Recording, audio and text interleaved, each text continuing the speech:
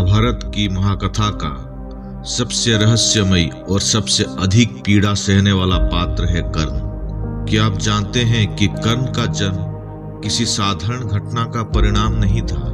उनका जन्म एक ऐसा रहस्य है जिसे जानकर आप चौंक जाएंगे। लेकिन ये सिर्फ उनके जन्म की कहानी नहीं है, ये उस अन्याय और भेदभाव की भी कहानी है जो जातिवाद के नाम पर उनके साथ हुआ था। महाभारत युग में भी जाति के आधार पर इंसान की पहचान और सम्मान तय किया जाता था। कर्ण, जो देवताओं की कृपा से जन्मे थे, अपनी अद्भुत वीरता और ज्ञान के बावजूद केवल सूतपुत्र होने के कारण अपमानित किए गए। ये कहानी है त्याग, संघर्ष और उस जातिगत अन्याय की जिसने कर्ण को इतिहास का सबसे पीड़ित और सबसे वीर नायक बना दिया। तो तैयार हो जाइए, क्योंकि ये कहानी आपको हर पल रोमांचित और भावुक करेगी। और आप लोगों को हमारा अनुरोध है कि हमारे चैनल को सब्सक्राइब जरूर करें, ताकि ऐसे ही वीडियो बनाने के लिए हमें प्रोत्साहन मिलता रहे। ये कहानी शुरू होती है कुंती के उस वरदान से जिसने उनके जीवन को हमेशा के लिए बदल दिया। कुंती अगर वो वरदान का सही इस्तेमाल करती तो शायद महाभारत का कहानी कुछ और ही होता। कुंती राजा सूरसेन की बेटी थी। एक बार की बात है जब महर्षि दुर्वासा सूरसेन के राजमहल में पधारे थे। महर्षि दुर्वासा अपने क्रोध और कठोर तपस्वी स्वभाव के लिए विख्यात थे, लेकिन साथ ही उनकी प्रसन्नता भी अमूल्य आशीर्वाद के रूप में मानी जाती थी। तब कुंती के पिता सूरसेन ने कुंती को महर्षि दुर्वासा की सेवा का दायित्व दी। कुंती अपने स्वभाव से अत्यंत विनम्र, मृदुभाषी और सेवाभाव से परिपूर्ण थी। उन्होंने पूरे मन और श्रद्धा से महर्षि दुर्वासा की सेवा की। उनके भोजन, विश्राम और अन्य आवश्यकताओं का ध्यान रखते हुए कुंती ने ऐसा कोई कार्य नहीं छोड़ा जिससे महर्षि असंतुष्ट हो सके। महर्षि दुर्वासा कुंती की भक्ति, निष्ठा और सेवाभाव से अत्यंत प्रसन्न हुए। उन्होंने कुंती को आशीर्वाद देने का विचार किया। एक दिन उन्होंने कुंती को अपने पास बुलाया और कहा, पुत्री, मैं तुम्हारे सेवा से अत्यंत प्रसन्न हुआ।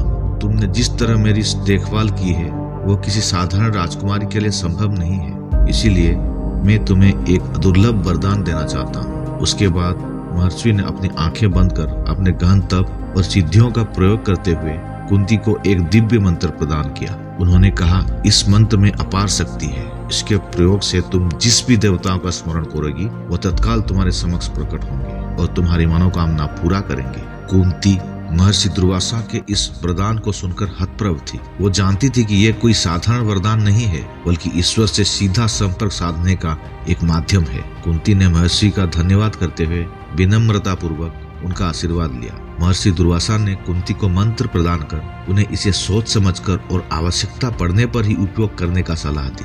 उसके बाद वे राजमहल से प्रस्थान कर गए।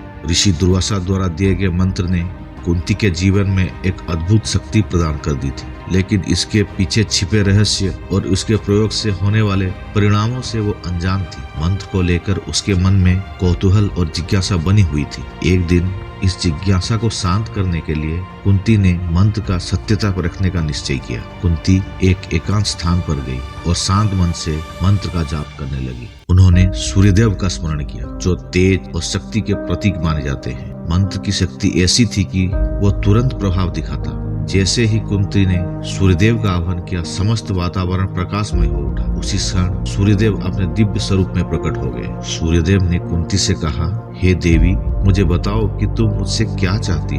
मैं तुम्हारी हर अभिलाषा पूरी करने के लिए उपस्थित हूँ। कुंती, जो इस दिव्य घटनाओं से अचंभित और भयभीत थी, तुरंत कहने लगी, हे सूर्यदेव, मुझे आपसे किसी भी वस्तु की इच्छा नहीं है। मैंने केवल इस मंत्र को सत्यता परखने के लिए आपका स्मरण किया था। कुंती की बात सुनकर सूर्यदेव मुस्कुराए और बोले, हे कुंती, मेरा यहाँ आना व्यर्थ नहीं जा सकता। तुम्हारे द्वारा किए गए आह्वान का परिणाम अवश्य मिलेगा। मैं तुम्हें एक तेजस्वी, पराक्रमी और दानशील पुत्र प्रदान करता हूँ, जो संसार में अपनी अद्वितीय पहचान बनाएगा। इतना कहने के बाद सूर्यदेव अंतर्धान हो गए। कुंती के मन में डर और आश्चर्य का मिश्रण था। वह समझ नहीं पा रही थी कि इस घटना का परिणाम स्वरूप क्या होगा। कुछ समय बाद कुंती ने एक पुत्र को जन्म दिया। वो बालक अद्भुत था। उसके शरीर पर जन्म से ही दिव्य कवच और कुंडल सुशोभित थे। ऐसा प्रतीत होता था मानो वो कोई साधारण बालक नहीं बल्कि स्वयं देवताओं का वरदान हो। लेकिन कुंती के लिए ये खुशी भी एक भारी बोझ लेकर आई, क्योंकि वो अविवाहित थी और समाज के कठोर नियमों और आलोचनाओं से भलीभांति परिचित थी। अपनी लज्जा और समाज के भय से विवश होकर कुंती ने अपने नवजात शिशु को त्यागने का निर्णय किया। एक रात के अंधकार में कुंती ने अपने पुत्र को एक संदूक में रखा और गंगा नदी के हवाले कर दिया। यह निर्णय उनके लिए हृदय विदारक था, लेकिन उन्होंने उसे अपनी मजबूरी मानकर स्वीकार कर लिया। गंगा की लहरें उस संदूक को अपने साथ दूर ले गई। वो बहते बहते उस स्थान पर पहुंच गई जहां महाराज धृतराष्ट्र का सारथी अधिरथ अपने घोड़ों को पानी पिला रहे थे। अधिरथ की नजर अचानक गंगा में बह रही उस संदूक पर पड़ी। जब उन्होंने उसे बाहर निकाला और उसका ढक्कन खोला तो अंदर एक तेजस्वी बालक को देखकर स्तब्ध रह गए।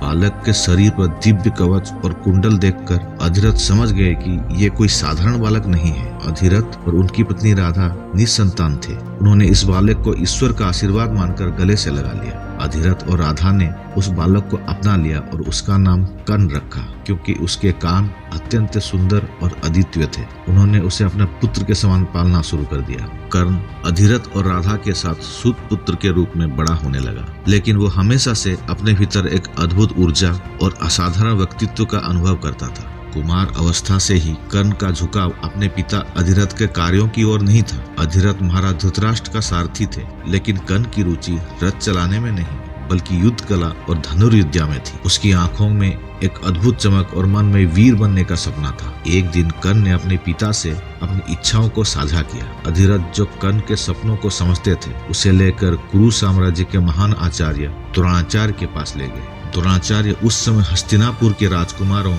पांडवों और कौरवों को युद्ध कला प्रशिक्षित कर रहे थे। वह अपने समय के सबसे बड़े गुरु माने जाते थे। अधिरथ ने अपने पुत्र कर्ण को द्रोणाचार्य के सामने प्रस्तुत किया और उनके शिष्य बनाने के लिए प्रार्थना की, लेकिन द्रोणाचार्य ने बिना द्वेष के स्पष्ट शब्दों में कह दिया, मैं केवल क्षत्रियों और राजकुमारों को ही शिक्षा प्रदान करता हूँ। ये सुनकर कर्ण का मन दुख और अपमान से भर गया। उसे पहली बार ये एहसास हुआ कि समाज में जाति और वर्ग का कितना गहरा प्रभाव है। केवल सारथी पुत्र होने के कारण उसे अपना सपना पूरा करने से रोका जा रहा था, लेकिन कर्ण ने हार मानने से इनकार कर दिया। द्रोणाचार्य से निराश होने के बाद कर्ण ने यह निश्चय किया कि वो किसी भी हालत में युद्ध कला सीखेगा। तब उसे पता चला कि महान गुरु परशुराम, जो एक अद्वितीय योद्धा और विष्णु के अवतार थे, ब्राह्मणों को शास्त्र और धनुर्विद्या में निपुण करते थे। कर्ण ने यह ठान लिया कि वो परशुराम से शिक्षा लेंगे, लेकिन एक समस्या थी। परशुराम केवल ब्राह्मणों को ही अपना शिष्य बनाते थे। कर्ण, जो ब्राह्मण नहीं था, उसने अपनी जाति को छुपाई और स्वयं को ब्राह्मण बताकर परशुराम के पास जा पहुंचा। कर्ण की विनम्रता और अदम्य इच्छा देखकर परशुराम ने उसे शिष्य के रूप में स्वीकार कर लिया। परशुराम ने उसे अपना सर्वस्व ज्ञान दिया। उन्होंने कर्ण को धनुर्विद्या, शास्त्र विद्या में इतना निपुण बना दिया कि वो अपने गुरु का सबसे प्रिय शिष्य बन गया। परशुराम ने कर्ण को वो हर शिक्षा दी जो केवल देवता और महायोद्धाओं को प्राप्त होती थी। उन्होंने उसे दिव्यास्त्रों का प्रयोग की विधि सिखाई और एक पराक्रमी योद्धा बनने के लिए तैयार किया। कर्ण की शिक्षा अपने अंतिम चरण पर थी। एक दोपहर गुरु परशुराम थकान से विश्राम करना चाहते थे। उन्होंने कर्ण से कहा, पुत्र, मेरी थकावट दूर करने के लिए मैं तुम्हारी जांघ पर सिर रखकर विश्राम करना चाहता हूँ। कर्ण ने विनम्रता से उनकी बात स्वीकार की। परशुराम कर्ण की जांघ पर सिर रखकर गहरी निद्रा में सो गए। तभी कहीं से एक जहरीला बिच्छू आया और कर्ण की जांघ पर काटने लगा। बिच्छू के डंक से कर्ण की त्वचा छलनी हो गई, लेकिन उसने अपने गुरु का विश्राम भंग न होने दिया। कर्ण ने अपनी असहनीय पीड़ा को सहा, लेकिन बिच्छू को दूर नहीं किया। कुछ समय बाद जब गुरु परशुराम की नींद खुली तो उन्होंने देखा कि कर्ण की जांघ से खून बह रहा है। उन्होंने विस्मित होकर पूछा, पुत्र, तुमने इस पीड़ा को सहन कैसे किया? एक ब्राह्मण में इतनी सहन शक्ति संभव नहीं है। गुरु परशुराम को तुरंत समझ में आ गया कि कर्ण ब्राह्मण नहीं है। उन्होंने क्रोधित होकर कहा, तुमने मुझसे अपनी पहचान छुपाई, तुमने मुझसे छल कर मेरी शिक्षा प्राप्त की है। इसीलिए मैं तुम्हें श्राप देता हूँ कि जब तुम्हें मेरी दी हुई विद्या की सबसे अधिक आवश्यकता होगी, तब वह तुम्हारे किसी काम की नहीं आएगी। कर्ण ने सिर झुका लिया और अपने गुरु से क्षमा मांगी। उसने कहा, हे गुरुदेव, मैं केवल युद्ध कला सीखने की लालसा में ये झूठ बोलने के लिए विवश हूँ। यदि मेरे स्थान पर कोई और भी होता तो वो भी यही करता। परशुराम को अपने क्रोध पर पछतावा हुआ, लेकिन वो श्राप को वापस नहीं ले सकते थे। उन्होंने कर्ण को आशीर्वाद दिया और अपना विजय नामक धनुष भेंट स्वरूप दिया। साथ ही उन्होंने कहा, तुम संसार में अद्वितीय प्रसिद्धि प्राप्त करोगे और तुम्हारा नाम अमर रहेगा। ये कहा जाता है कि कर्ण को काटने वाला वो बिच्छू कोई साधारण जीव नहीं था। कुछ लोक कथाओं में ऐसा माना जाता है कि वो स्वयं देवराज इंद्र थे, जो कर्ण की असली पहचान को उजागर करना चाहते थे। परशुराम के आश्रम से विदा लेने के बाद कर्ण का जीवन एक नए संघर्ष में प्रवेश कर गया। वो कुछ समय तक अपने लक्ष्य को पाने के लिए भटकता रहा। इसी दौरान कर्ण ने शब्दभेदी विद्या सीखने का अभ्यास शुरू किया। ये एक ऐसी विशेष कला थी जिसमें ध्वनि के आधार पर लक्ष्य को भेदना संभव था। लेकिन अभ्यास के दौरान एक भयानक घटना घटी। कर्ण ने एक गाय के बछड़े को जंगली जानवर समझकर उस पर शब्दभेदी बाण चला दिया। बाण लगते ही बछड़ा वहीं गिर कर मर गया। जब उस गाय के स्वामी ब्राह्मण ने यह सब देखा तो वो क्रोधित हो गया। ब्राह्मण ने कर्ण को श्राप दिया, जिस प्रकार तुमने इस बेजुबान और असहाय प्राणी को मारा है, वैसे ही तुम एक दिन मरोगे, और वो दिन तब होगा जब तुम सबसे अधिक असहाय स्थिति में रहोगे और तुम्हारा ध्यान अपने शत्रु से हटकर किसी और चीज पर होगा। कर्ण की शिक्षा पूरी हो चुकी थी और अब उसे अपनी क्षमताओं को सिद्ध करने का अवसर चाहिए था। इस बीच हस्तिनापुर में गुरु द्रोणाचार्य ने अपने शिष्यों, कौरवों और पांडवों की युद्ध कला प्रदर्शित करने के लिए एक भव्य रंगभूमि का आयोजन किया। रंगभूमि में अर्जुन ने अपनी अद्वितीय धनुर्विद्या का प्रदर्शन किया। उसने अपनी कला से वहां पे उपस्थित सभी लोगों को प्रभावित कर दिया और श्रेष्ठ धनुर्धर के रूप में अपनी पहचान बना ली। लेकिन तभी रंगभूमि में कर्ण का प्रवेश हुआ। वो एक चमकते हुए योद्धा की तरह दिख रहा था और उसकी आंखों में आत्मविश्वास था। कर्ण ने अर्जुन द्वारा किए गए कर्तव्यों को न केवल दोहराया बल्कि उन्हें पार भी कर दिखाया। उसने अर्जुन को खुलेआम चुनौती दी और उसे द्वंद्व युद्ध करने के लिए ललकारा। कर्ण की चुनौती ने रंगभूमि में उत्सुकता और तनाव का माहौल बना दिया था, लेकिन अर्जुन के गुरु कृपाचार्य ने इस चुनौती को अस्वीकार कर दिया। उन्होंने कहा, द्वंद्व युद्ध के नियमों के अनुसार अर्जुन केवल किसी राजा या राजकुमार से ही द्वंद्व कर सकता है। तुम कौन हो? तुम्हारा वंश क्या है? कृपाचार्य के इन शब्दों ने कर्ण को भीतर तक आहत कर दिया था। उसकी जाति, उसकी सारथी पुत्र होने का सच एक बार फिर उसके सपनों के आड़े आ गया था। ये अपमान कर्ण के जीवन में जातिगत भेदभाव के एक और क्रूर प्रहार की तरह था। कर्ण के अपमान को देखकर दुर्योधन आगे बढ़ा। उसने रंगभूमि के सामने ही कर्ण को अंग देश का राजा घोषित कर दिया। इस घोषणा ने कर्ण को अर्जुन के द्वंद्व युद्ध के योग्य बना दिया। कर्ण ने दुर्योधन से पूछा, तुमने मेरे लिए सब क्यों किया? तुम मुझसे इसके बदले क्या चाहते हो? तब दुर्योधन ने मुस्कुराकर कहा, मुझे तुमसे कुछ नहीं चाहिए, मैं केवल यह चाहता हूँ कि तुम मेरे मित्र बन जाओ। इस घटना ने कर्ण और दुर्योधन के बीच आजीवन मित्रता का बीज बो दिया था। कर्ण ने दुर्योधन को अपना सबसे प्रिय मित्र माना और अपने जीवन के अंतिम सांस तक उसकी रक्षा की। कर्ण दुर्योधन का न केवल सच्चा मित्र था बल्कि उसकी हर परिस्थितियों में सहायता करता था। लेकिन वो दुर्योधन की कई गलतियों से असहमत रहता था, फिर भी उसने कभी उसकी निंदा नहीं की। जब शकुनी ने पांडवों को हराने के लिए पासा खेल की योजना बनाई तो कर्ण इसके विरुद्ध था। उसने दुर्योधन को सलाह दी, यदि तुम्हें अपने शत्रुओं को हराना है तो बाहुबल या युद्ध कौशल पर भरोसा करो, छल कपट से जीतने का कोई सम्मान नहीं है। कर्ण ने दुर्योधन को बार बार समझाया कि उसे अपनी शक्ति का उपयोग करना चाहिए, न कि कुटिल चालों का। और एक घटनाओं में जब चित्रंगदा की राजकुमारी ने अपने स्वयंवर में दुर्योधन को अस्वीकार कर लिया तो दुर्योधन ने उसे बलपूर्वक उठा लिया। वहां उपस्थित राजाओं ने उसका पीछा किया, लेकिन कर्ण ने अकेले ही उन सभी राजाओं को परास्त कर दिया था। इन पराजित राजाओं में जरासंध, शिशुपाल, दंतवक्र, साल्व और रुक्मी जैसे योद्धा थे। कर्ण की वीरता को देखकर जरासंध इतना प्रभावित हुआ था कि उसने कर्ण को मगध राज्य का एक बड़ा हिस्सा उपहार में दे दिया था। ऐसे ही अनेक घटनाओं के बाद अंत में पांडव और कौरवों के बीच युद्ध होना तय हो गया था। महाभारत का युद्ध आरंभ होने वाला था। पांडव और कौरव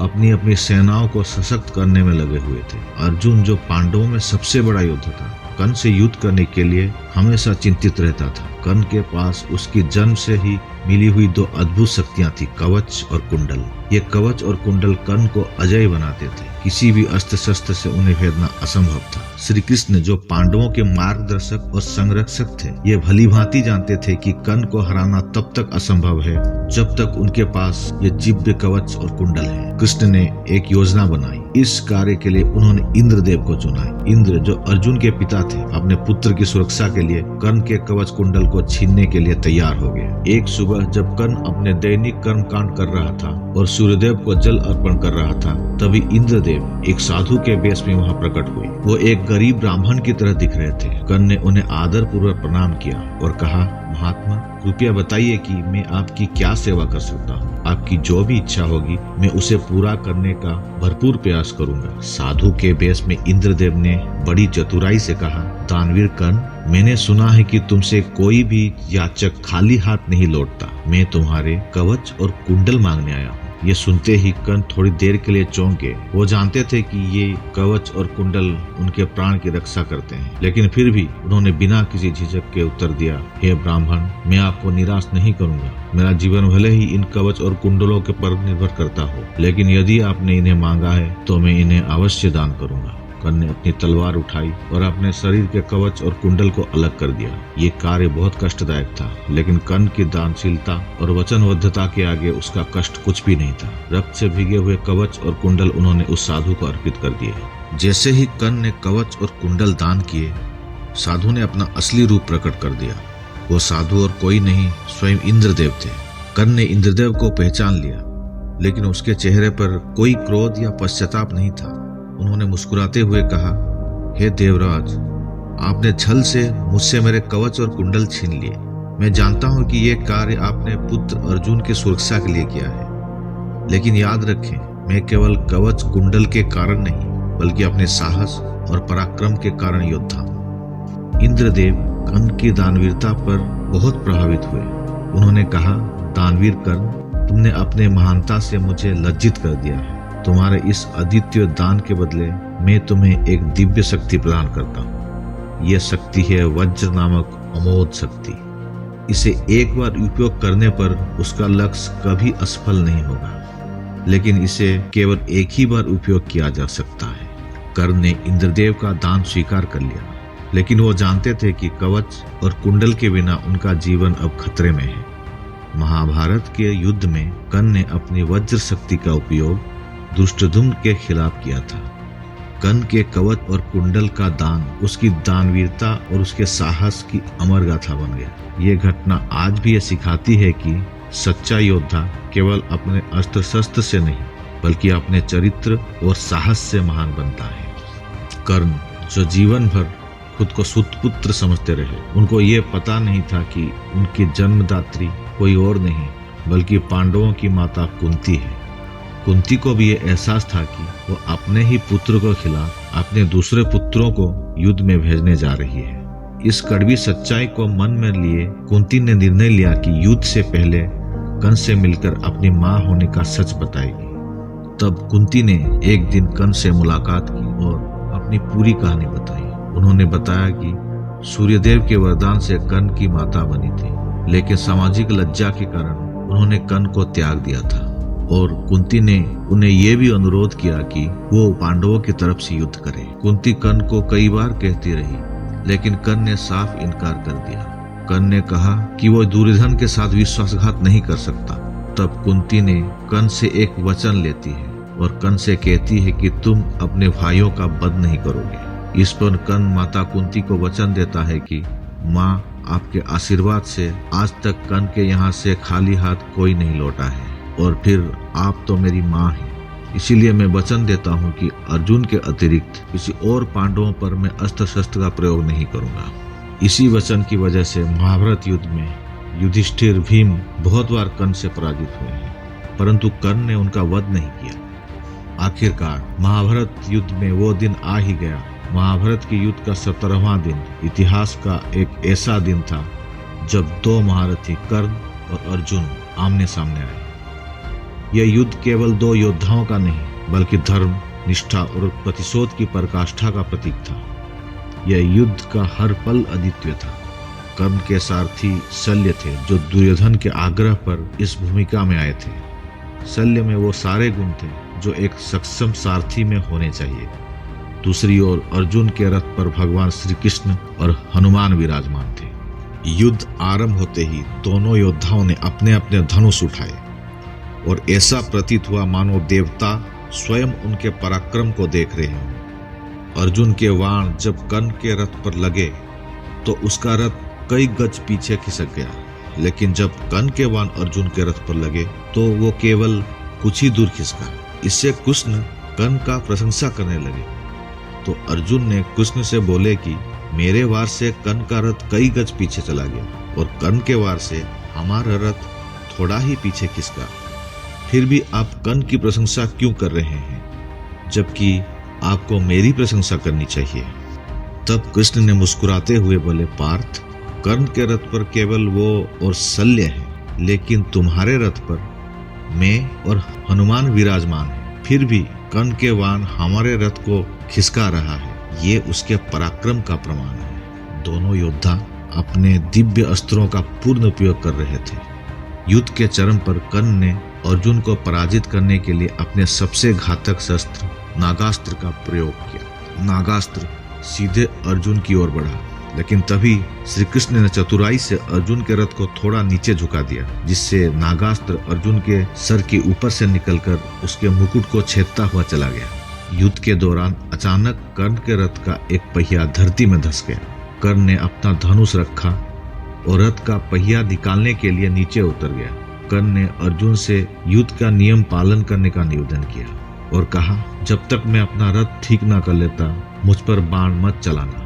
लेकिन तभी श्री कृष्ण बोले, कर्ण, तुम्हें धर्म और युद्ध नियमों की बात करने का अधिकार नहीं है। क्या तुम्हें तब धर्म नहीं याद आया जब तुम द्रौपदी को अपमानित किया था? क्या तुम्हें युद्ध नियम तब याद नहीं आया जब तुमने अभिमन्यु का वध किया था? कृष्ण ने अर्जुन से कहा, ये वो निर्णायक पल है जब तुम्हें कर्ण का वध करना होगा। यदि तुमने इसे छोड़ दिया तो पांडव इस युद्ध को कभी नहीं जीत पाएंगे।